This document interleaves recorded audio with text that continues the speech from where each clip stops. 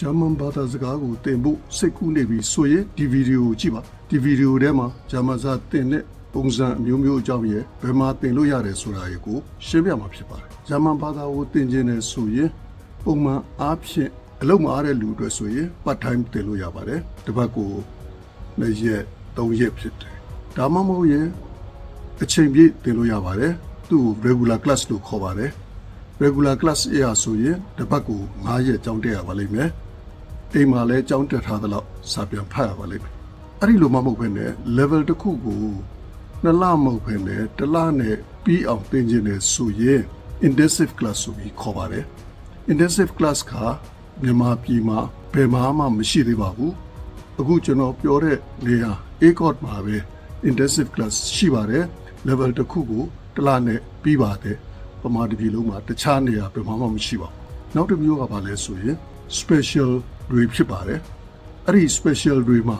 special program special 4 လ special 6 လ special 3မျိုးရှိပါတယ် special program မှာလဲ level တစ်ခုကို1လနှုန်းသင်ပါတယ်အဲ့ဒီမှာ4လကြာလို့ရှိရင်အလုပ်ရှာလို့ရတဲ့အနေအထားကိုရောက်အောင်သင်ပေးပါတယ်အဲ့ဒီအပြင်ကိုအလုပ်ပါချက်ပေးပါ4လ special မှာဆိုရင်တော့4လအတွင်းမှာအလုပ်လုပ်နိုင်တဲ့အဆင့်စကားပြောနိုင်တဲ့အဆင့်အဲ့ဒီအနေအထားကိုရောက်အောင်သင်ပေးတာဖြစ်ပါတယ်6လ special မှာဆိုရင်တော့6လအတွင်းမှာတက္ကသိုလ်တက်လို့ရတဲ့အဆင့်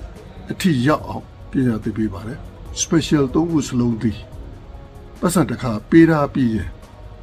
ကိုတက်ချင်တဲ့လောက်နောက်တန်းတွေမှာပတ်စံထပ်ပေးစရာမလိုဘဲနဲ့တက်ခွင့်ရှိပါတယ်အဲ့ဒီပုံစံဟာတစ်ကမ္ဘာလုံးဘယ်မှမရှိပါဘူးတစ်ခါပတ်စံပေးရုံနဲ့ကြိုက်တဲ့လောက်တက်လို့ရပါတယ်ဆိုတာဒီတစ်ကမ္ဘာလုံးမှာအခုတည်းကမရှိသေးပါဘူးACOTမှာပဲရှိပါတယ်နောက်ထပ်ရှိတာတွေကတော့ကလေးတွေအတွက်ကျောင်းတက်နေရင်အချိန်ပိုင်းဖြစ်စေကျောင်းအိုက်မှာဖြစ်စေသင်ပေးတဲ့ program ရှိပါတယ်နောက်တစ်မျိုးကတော့ဂျာမန်ဆရာဖြစ်ချင်တဲ့လူတွေအတွက်သင်ပေးတဲ့ program ရှိပါတယ်အဲ့ဒီ program တွေမှာ scholarship လည်းလိုအပ်တဲ့သူတွေကိုပေးပါတယ်အဲ့ဒီအပြင်ကမှနောက်ထပ်ရှိတာပါရှိလဲဆိုရင်စကားပြောတက်တက်သင်တန်းရှိပါတယ် grammar တက်တက်သင်တန်းလည်းရှိပါတယ်အဲ့ဒီအပြင်ကိုစာမူဝဲဖြေမှာမို့လို့ B1 ဖြေချင်တာပဲဖြစ်ဖြစ် B2 ဖြေချင်တာပဲဖြစ်ဖြစ် C1 ဖြေချင်တာပဲဖြစ်ဖြစ်စာမူဝဲ preparation သင်တန်းတွေလည်းရှိပါတယ်အဲ့ဒီလို program 7မျိုးတနေရာထဲမှာရနိုင်တာ ACOT မှာပဲရှိပါတယ်တကယ်လို့စိတ်ဝင်စားရင် ACOT ကိုဆက်သွယ်ပါ ACOT ဆိုတာဒီ website ထဲမှာဆိုရင်